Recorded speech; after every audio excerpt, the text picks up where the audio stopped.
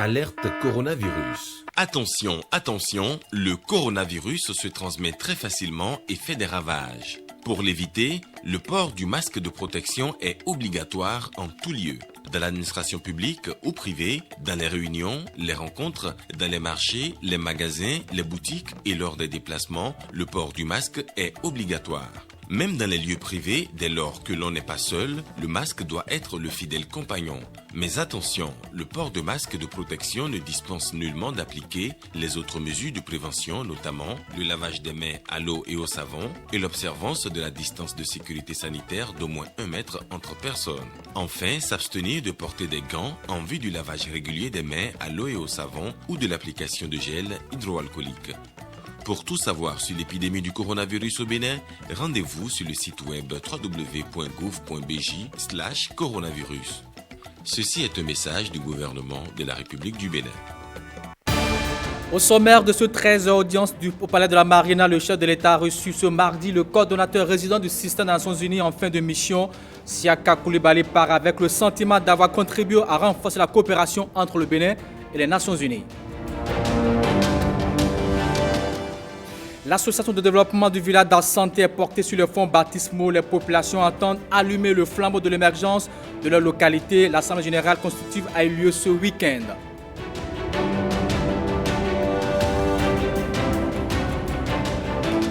Et puis, l'Union progressiste en tournée bilan dans les localités du Bénin. Dans ce journal, nous ferons le point bien sûr de la séance avec les militants Baobab à la base dans la commune de Kandi. Ils sont satisfaits d'allure des travaux.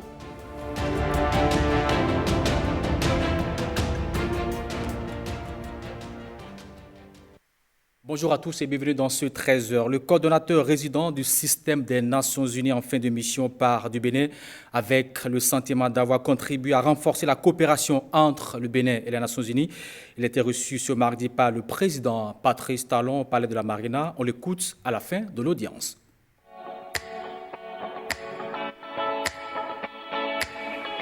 Après 4 années d'exercice en qualité de coordonnateur résident du système des Nations Unies, je suis au terme de ma mission ici au Bénin et je suis donc passé faire mes adieux au président de la République.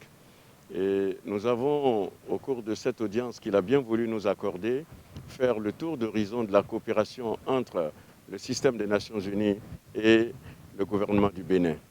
Et de notre appréciation, cette collaboration et coopération a été fructueuse et a permis donc, sous ma coordination, à l'ensemble des agences du système des Nations Unies d'apporter leur contribution à la réalisation d'un certain nombre de résultats clés du programme d'action du gouvernement, contribuant ainsi à l'amélioration des conditions de vie des populations à la base. Le gouvernement du Bénin voudrait, par notre voix, exprimer toute sa gratitude pour l'appui que le système des Nations Unies a pu apporter aux efforts déployés par le gouvernement du Bénin.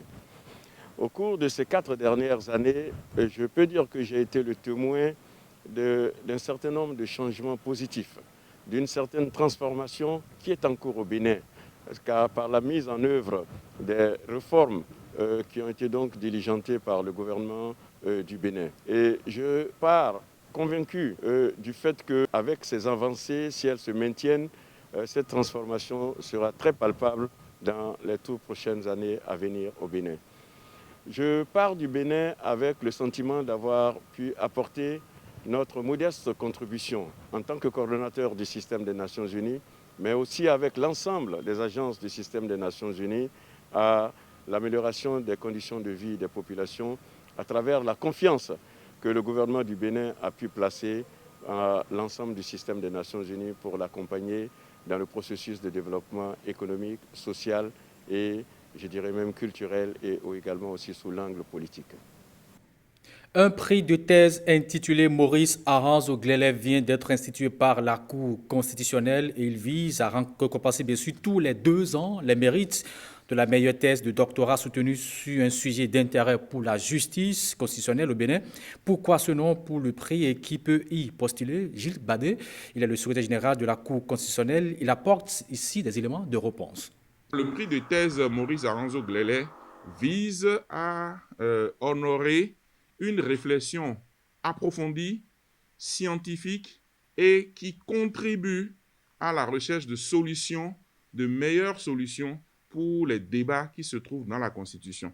Donc, ce prix de thèse est un outil d'amélioration constante du travail de la justice constitutionnelle. Vous savez que la justice constitutionnelle vise à pacifier les relations dans l'État, vise à améliorer le bon fonctionnement des relations dans l'État, vise à prévenir les crises, vise à essayer de faire en sorte que la démocratie fonctionne convenablement et que le pays aussi fonctionne convenablement. Donc, si on a beaucoup de personnes qui réfléchissent pour que les choses aillent dans le bon sens, ça ne peut qu'être souhaité. Le professeur Maurice Aranzo Glélé est l'un des tout premiers publicistes du Bénin. C'est le père de la Constitution du Bénin. Voilà quelqu'un qui, déjà dans sa thèse, a réfléchi sur l'évolution politique et constitutionnelle du Bénin.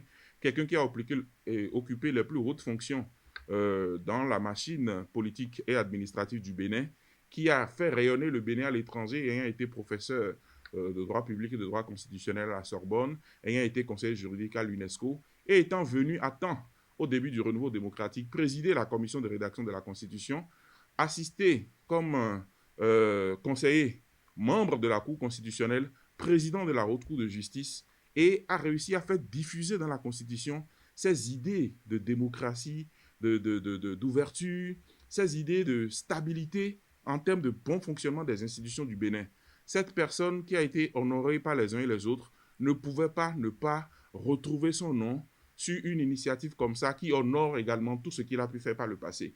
Il faut que les jeunes générations s'inspirent des travaux de leurs aînés et puissent partir de ces travaux-là pour aller encore plus loin que leurs aînés. Et c'est pour ça que le président Maurice Aranzo Glélé, qui est le père du droit public béninois, ne pouvait pas ne pas être celui qui a été choisi.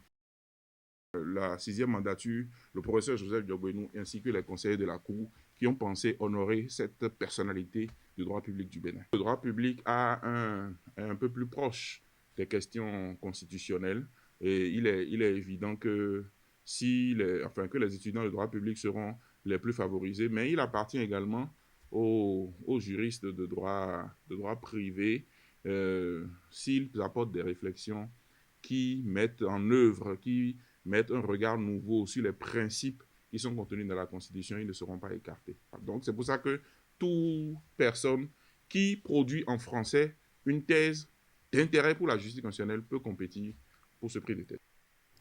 Le répertoire des prix de référence à l'usage de l'administration publique a été lancé ce mardi. C'est le fruit du travail d'une commission interministérielle avec bien sûr l'appui technique de l'INSAE. Le répertoire des prix de référence est un document qui retrace les produits couramment utilisés par l'administration publique avec des indications de prix. Les précisions avec Renoir Capo.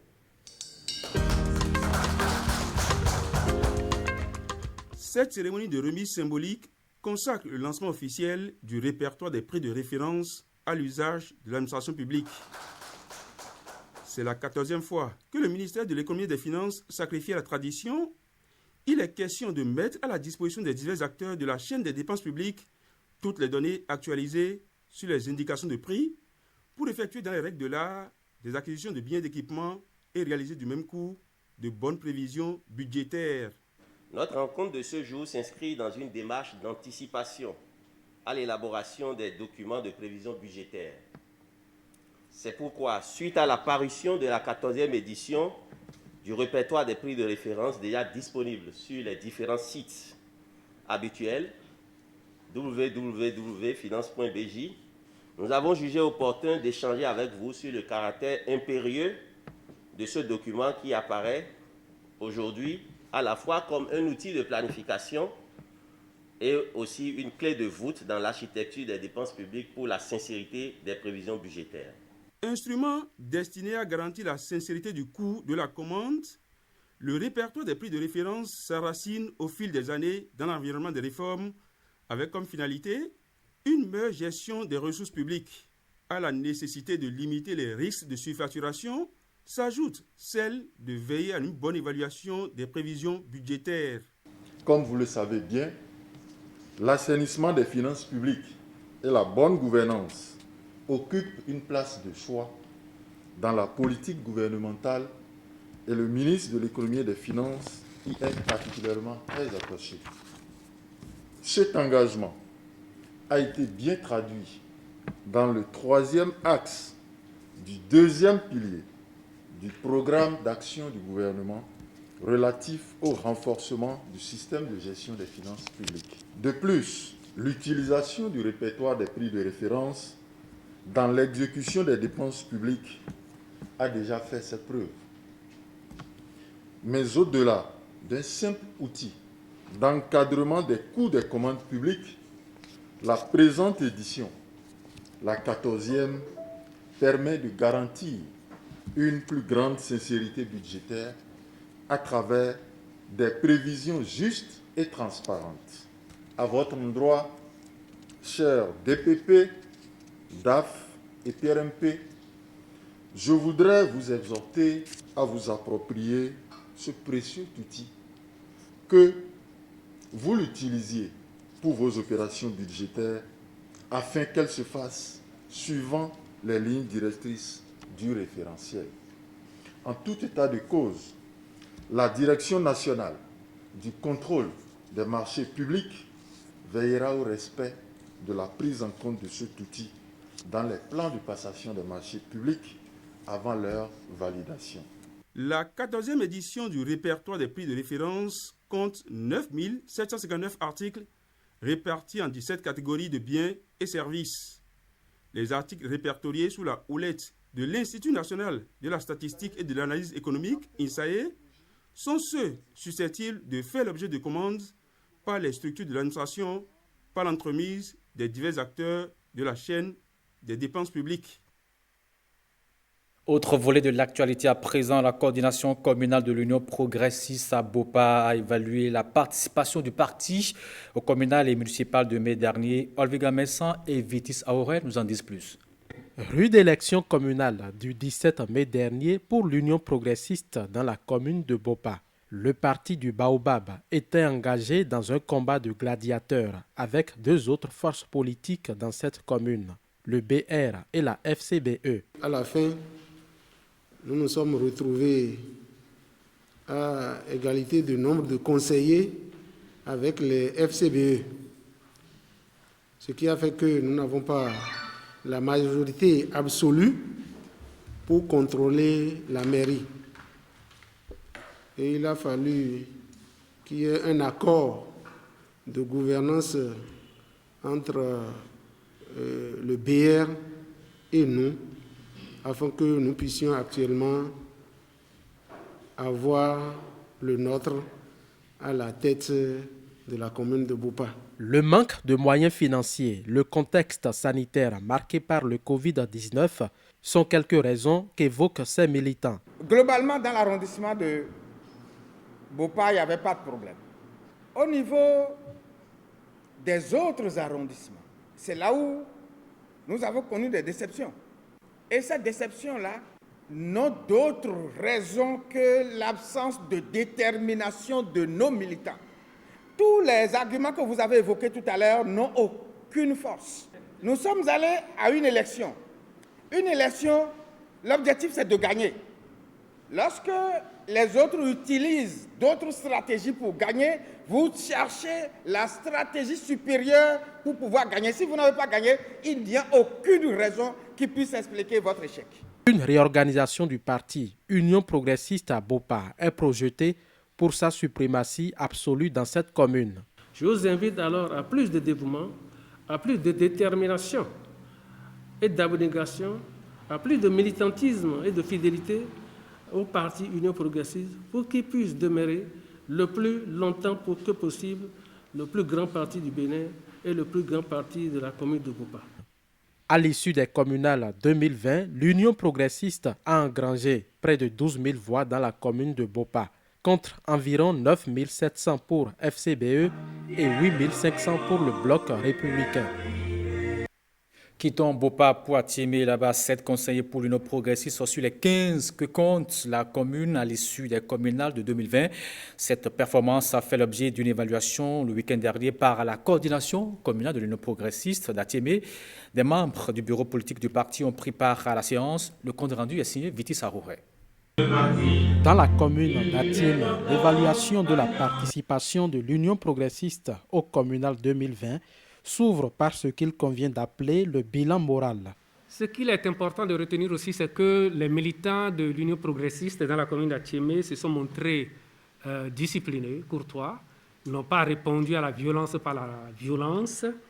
Tout ce que nous avons pu faire, c'est exhorter nos camarades, nos militants, nos électeurs à sortir massivement et à aller voter dans le calme. 1 million de francs CFA, c'est le budget de campagne élaboré par l'Union progressiste dans la commune d'Attiémé. À l'issue de ce scrutin, l'Union progressiste s'en sort avec 7 conseillers contre 8 pour le bloc républicain sur 15. Le parti du Baobab n'a donc pas le contrôle de la mairie d'Attiémé. Mauvais positionnement de certains candidats, la non prise en compte des propositions de la base et une guerre de leadership entre les dirigeants communaux du parti sont quelques problèmes évoqués par les militants. Nous sommes issus de familles différentes avant de se retrouver à l'Union progressiste. Aujourd'hui, avec le temps, nous allons mieux nous connaître et ça va faire qu'il y aura de l'harmonie. Donc, il n'y aura plus de compte campagne contre X ou contre Y. Il n'y aura plus du fait qu'on va dire je suis mal positionné. C'est tout ça là qui a fait qu'on a eu 7 contre 8. Le parti a envoyé un message de félicitations. Un message de félicitations et d'encouragement. Un message d'exhortation. Parce que nous avons relevé, nous avons noté lors des élections dernières que les militants, de façon générale, et surtout les militants de la commune d'Attiémé ont fait preuve de discipline. Ils ont fait preuve de détermination et ont mené une campagne civilisée. Les responsables du bureau politique de l'Union progressiste exhortent les militants à plus d'engagement pour des succès dans l'avenir. À Kandi, dans le département de l'Alibori, les responsables du parti l'Union progressiste ont aussi rencontré leurs militants. Il a été aussi question de faire le bilan de la dernière campagne électorale et d'apporter des solutions aux difficultés évoquées. Ghislain Poguet, Alexis Sassoba. Les militants de Kandi du parti Union progressiste face à des responsables de leur parti. L'objectif est de faire le bilan de la campagne électorale passée, les dysfonctionnements, les mécontentements, les échecs. Tout est mis sur la table. Les débats sont très houleux. Les gens sont en train de se vider parce qu'ils ont constaté quelques incohérences, quelques insuffisances au cours de la campagne et ils sont en train de faire part de tout cela. Nous avons discuté de tout ce qui s'est passé normalement, ce qui n'a pas réussi. Nous avons essayé de faire le point. Et nous avons aussi fait des recommandations pour que la prochaine fois, on puisse améliorer le résultat et qu'on ait une victoire totale au niveau de la commune de Kandi. Nous avons rencontré à Kandi des militants très enthousiastes, très dévoués, très critiques dans l'analyse des élections communales du 17 mai 2020. Les militants ont fait le bilan de cette élection et ont pris également l'engagement à travers des propositions concrètes de travailler pour l'enracinement de l'Union progressiste dans la commune de Kandi. Bilan donc des campagnes électorales, mais aussi préparation du parti à affronter les prochains rendez-vous avec succès. Les militants sont informés sur les structures du parti qui restent à être installées. L'exécution du programme d'action du gouvernement s'est invitée dans le débat. Au cours de la séance, les divergences ont été aplanies, les incompréhensions éliminées, les mécontentements évacués. L'UP est un parti naissant. Nous venons tous d'horizons divers. Nous venons tous de plusieurs formations politiques qui se sont mises ensemble pour créer l'Union progressiste. Avec ces genres d'échanges, de rencontres avec les militants, je crois que cela augure d'un lendemain meilleur pour l'UP dans la commune de Kandi. Je sors très satisfait. D'abord, à cause de la participation des militants, j'ai senti que les gens ont participé avec engouement, avec détermination et j'ai compris aussi leur engagement. Engagement à mieux faire pour des résultats meilleurs pour l'enracinement de l'Union progressiste dans les 10 arrondissements de la commune de Kandi. On ne change pas de registre. Tournée d'évaluation des municipales et communales 2020 à Niki et à Kalalé, c'est bien sûr dans le Bargou. Le parti Union progressiste, droit dans ses stratégies et orientations, bien sûr, rencontre ses militants à la base pour faire le point de la lutte menée lors de ces joutes électorales. Le parti du Baobab ensoleillé peaufine de nouvelles stratégies pour les élections à venir. Voici les images, Théodore Gandiako. Ce sont des militants engagés venus à la rencontre des têtes de proue du parti Union progressiste. Ceux-ci parcourent pour 2 jours la 7e circonscription électorale.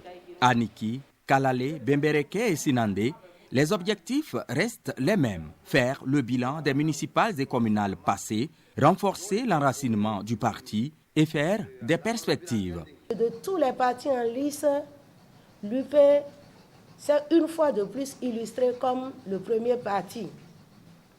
D'où la nécessité pour nous de revenir sur ce passé-là avec positivité, d'essayer de voir ce qui a marché, ce qui n'a pas marché, d'aplanir les difficultés pour pouvoir aller de l'avant. Globalement, nous pouvons être fiers de nos résultats.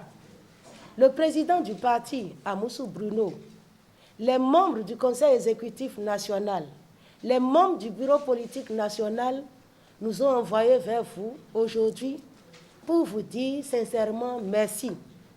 Nous souhaitons que des débats francs soient menés, que de très bonnes résolutions soient prises pour que le parti Union progressiste demeure le meilleur parti politique au Bénin. À Niki, l'Union progressiste s'en sort avec 8 des 29 sièges du Conseil, le poste de premier adjoint au maire, 3 chefs d'arrondissement et la commission des affaires sociales. À Kalalé, le tableau est encore plus reluisant. L'UP s'offre la majorité absolue et prend l'entièreté de l'exécutif communal et des autres instances de décision. Nous avons vécu le 17 mai passé un grand moment de démocratie dans notre pays, le Bénin. Comme vous le saviez, c'est désormais notre parti Union progressiste qui a pris la destinée de la commune de Kalalé. C'est également le lieu de remercier du fond du cœur les responsables de notre formation politique, l'Union progressiste. La détermination de l'Union progressiste a porté ses fruits. Aujourd'hui, chaque Béninois peut être fier du bureau exécutif national de l'Union progressiste, incarnation effective et concrète de la séparation des pouvoirs. Les difficultés liées à la confection des listes, les goulots d'étranglement lors de la campagne électorale, la problématique des instances de décision et les perspectives sont les autres points âprement discutés. Nous sommes soucieux de l'avenir de l'Union progressiste à Niki et que les participants ont fait table rase du passé et vraiment il y a eu terrain d'entente. L'Union progressiste a de l'avenir à Niki.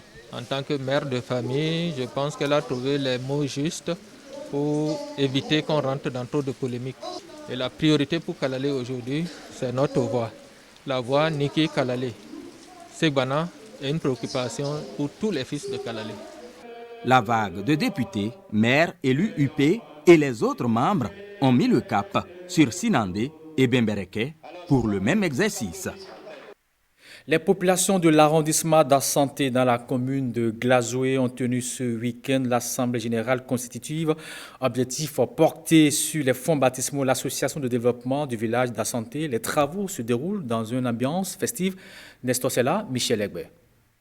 Les populations d'Assanté dans la commune de Glazoué décident à travers ce congrès de prendre leur destin en main pour relever les défis du développement de leur localité. Nous avons voulu en tout cas nous mettre ensemble et créer cette association qu'on appelle Renoussungbenokpo afin de pouvoir véritablement amorcer le développement de notre village.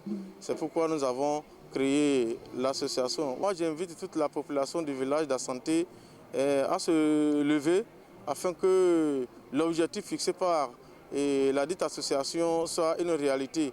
Sinon, les années passées, nous les avions perdues, mais nous voulons nous rattraper à travers la réalisation d'un certain nombre d'infrastructures socio-communautaires et également inviter la population a véritablement en lutter contre la désertification, et parce que nous sommes constatés que depuis quelques années, nos forêts sont en train d'être dégradées, la production ne donne plus, le rendement ne donne plus, et les paysans ne sont plus véritablement formés. Il y a également le problème d'éducation. Il ne reste qu'à vous féliciter, vous qui avez œuvré de près ou de loin pour son effectivité. Longue vie à l'association de développement Wenusou Benokpo. Il convient logiquement donc de repenser notre existence en tant que communauté et nous unir pour relever le défi de notre émergence. À ce titre, Asante donne aujourd'hui l'exemple que les autres villages doivent suivre afin que toutes les forces soient fédérées au niveau de l'arrondissement. Nous profitons de cette occasion pour lancer un appel vibrant à notre président de la République, afin que la voie quittant Glazoué pour Aklankpa, en passant par Asante, que cette voie-là soit goudronnée ou bien soit véritablement aménagée. Les têtes couronnées sont aussi dans la même dynamique. Et pour y parvenir, il faut la contribution de toutes les forces vives d'Asante. Aujourd'hui, Asante est en train de faire le pas. Je voudrais inviter les autres villages, Ouin, Kouensegbea, Banlé-Ransé et Banlé-Fifadji, à emboîter le pas à Asante afin que nous puissions organiser dans les prochains jours les congrès de renouvellement ou de redynamisation de toutes ces associations de développement. Je voudrais aussi inviter les futurs responsables de notre association de développement à se départir de toute tendance politique et à avoir comme seul et unique objectif le développement sans parti pris. Asante prend ainsi un nouveau départ pour le développement réel de leur localité. Sport à présent, elles font du volleyball féminin une véritable passion. Aïssatou Adam et Julienne Kouassi Ojo sont deux volleyeuses d'au moins de 20 ans qui font déjà le tour de l'Afrique grâce à leur talent dans ce sport. Demain, ces deux diamants polis, après la fermeture des enceintes sportives en raison de la COVID-19, s'entraînent sur le terrain de Fortune de Bundaru, c'est au cœur de la ville de Parakou.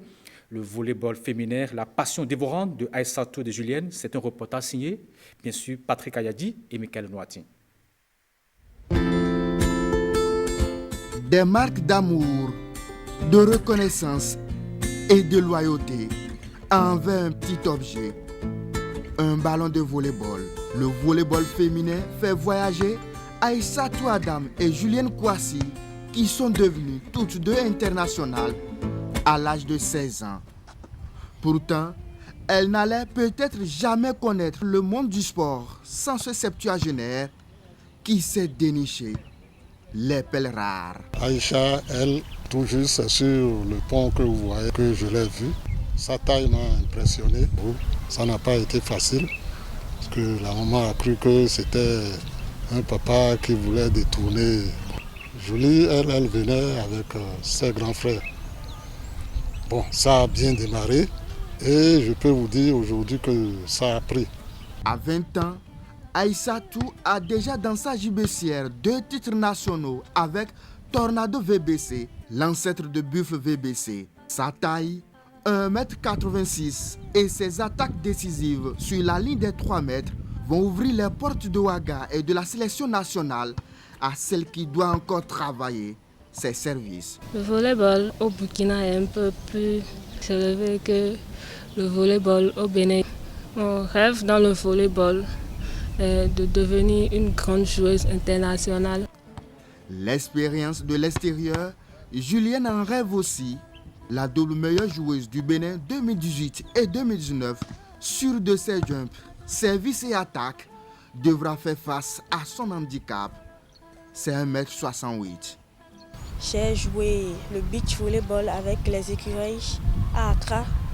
Quand je suis sur un terrain, je pense que j'entends mon nom partout, de gauche à droite, c'est moi. À la fin, on m'appelle, on me félicite. Je rêve d'être une légende et un exemple Ce n'est pas parce que je n'ai pas la taille que je ne peux pas faire ce que quelqu'un qui a la taille fait. Aïssatou et Julienne ont compris qu'elles doivent avoir plusieurs cordes à leur arc, même si elles continuent de rêver grand dans leur sport préféré. Je fais de petits commerces et un peu de la pâtisserie.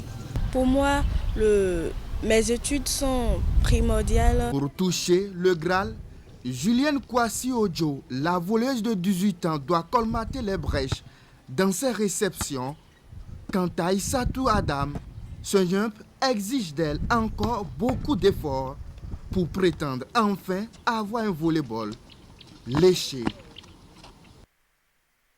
Voilà qui vient boucler cette édition de la mi-journée. Merci d'avoir suivi. Et pour retrouver ce journal télévisé sur le site web de l'ORTB, www.ortb.bj, bonsoir chez vous et à demain 13h.